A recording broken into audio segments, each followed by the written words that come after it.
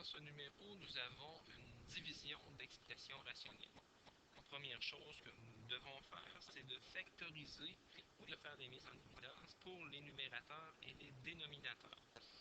Si je regarde le premier numérateur, qui est ici, y carré moins 3y moins 4, je me rends compte que ce n'est pas un trinôme carré parfait à cause du moins 4 qui est à l'extrémité. Je vais devoir utiliser les méthodes au long, la méthode du produit et de la somme ou la méthode de la complétion de carré. Si j'utilise la méthode du produit et de la somme, je vais obtenir au numérateur y moins 4 multiplié par y plus 1. Pour ce qui est du dénominateur y carré plus 5y, j'ai tout simplement à mettre le y en évidence et j'obtiendrai y fois y plus 5.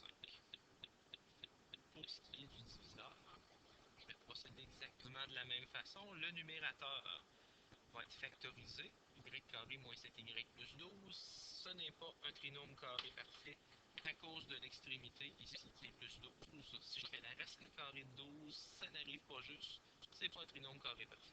Je vais aller par la méthode au long, la méthode du produit et de la somme, et je vais obtenir ici comme factorisation y moins 3 fois y moins 4.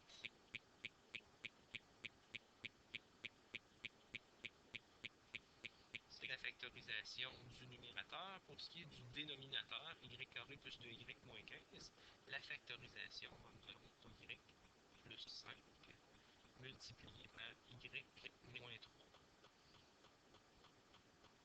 Maintenant que j'ai effectué ma factorisation, je vais vérifier les restrictions. Premièrement, je vais vérifier la restriction ici. Quelles sont les valeurs de y qui font en sorte que j'ai un dénominateur qui vaut 0? J'ai ici 0. Pour le y plus 5, j'ai une valeur de moins 5. Pour ce qui est du diviseur, lors d'une division d'expression rationnelle, je dois tenir compte de mes restrictions sur tout le diviseur.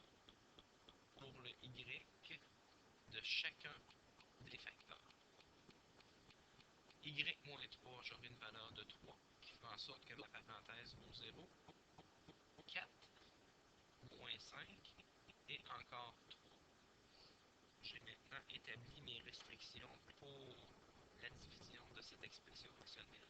Mes restrictions sont les suivantes. Y ne doit pas être égal à 0. Y ne doit pas être égal à moins 5. Y ne doit pas être égal à 3. Et Y ne peut pas être égal à 4. S'il y a plusieurs restrictions pour ce numéro, j'ai 4 restrictions. Maintenant que je connais mes restrictions, je vais devoir effectuer la multiplication par l'inverse parce qu'on sait que lorsque nous avons une division d'expression rationnelle ou de fraction, on doit multiplier par l'inverse. Je vais avoir y moins 4 fois y plus 1 sur y fois y plus 5 multiplié par l'inverse du diviseur. Le diviseur, ici, va devoir être complètement inversé. Je vais ainsi obtenir au numérateur y plus 5 multiplié par y moins 3. Au dénominateur y moins 3 multiplié par y moins 4. J'ai tout ce qu'il me faut, j'ai tout ce que j'ai besoin entre les mains pour pouvoir faire mes simplifications. Mes restrictions sont établies, j'ai multiplié par l'inverse. Je vais pouvoir éliminer le y moins 4 avec le y moins 4, le y plus 5 avec le y plus 5, le y moins 3 avec le y moins 3. Il ne reste pas grand chose. Comme réponse, je vais obtenir à la fin y plus 1 sur y. C'est terminé ici. Je ne peux pas simplifier les deux y.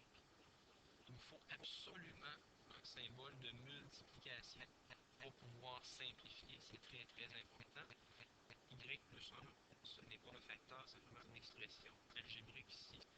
une addition. Je ne peux pas faire de simplification. Je ne peux pas y aller plus loin pour cette expression rationnelle.